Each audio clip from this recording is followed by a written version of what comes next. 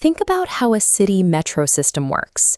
You start at station A, and depending on which train line you take, you move to station B or station C.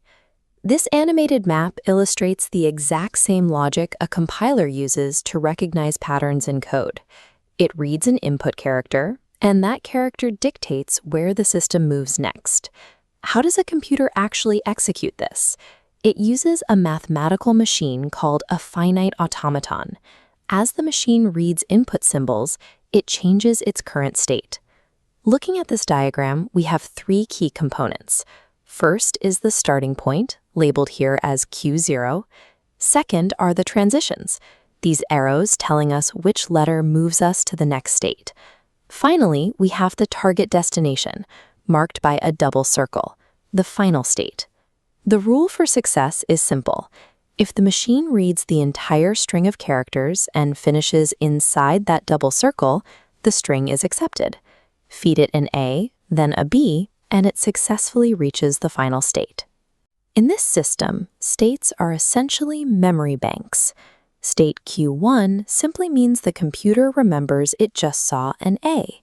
It tracks exactly what has happened so far to decide if a piece of text is a valid token. A computer cannot literally see circles and arrows. To process these paths, it translates this visual map directly into a mathematical transition table. Rows represent our states, and columns represent the inputs. It's the same machine, just structured for memory.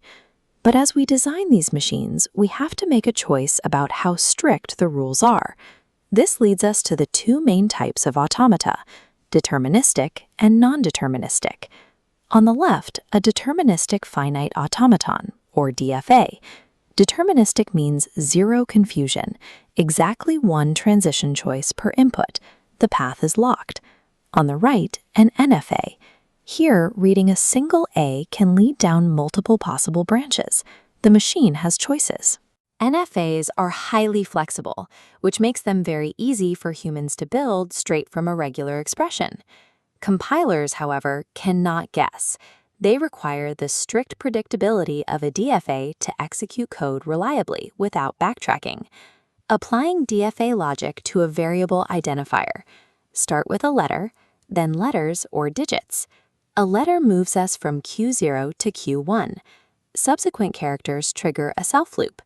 Tracing age, A reaches the final state, while G, E cycle the loop, accepting the string.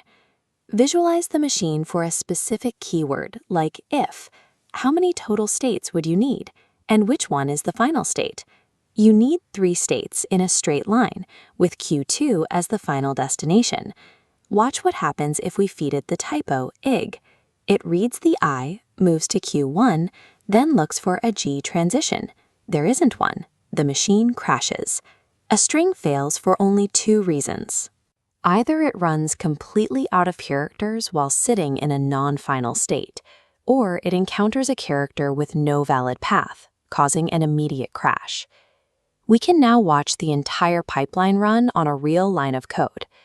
When you type salary equals 100, the compiler's Lexical Analyzer takes that raw text and slices out the first chunk, salary.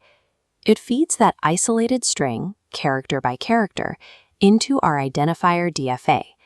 The S triggers the initial jump, and the remaining letters rapidly cycle through the self loop. When it reaches the end of the string, it checks its location. Because it survived the trip and landed in a final state, the string is successfully categorized and output as an identifier token. This chart maps the full journey of the lexical phase. Raw characters match against a regular expression, which is executed by a finite automaton, which ultimately generates the token that gets sent to the parser. Finite automata act as the mathematical engines turning human-readable patterns into actionable tokens. Next, we have to tackle the numerical part of the process, doing the actual math to convert a flexible NFA into a strict DFA.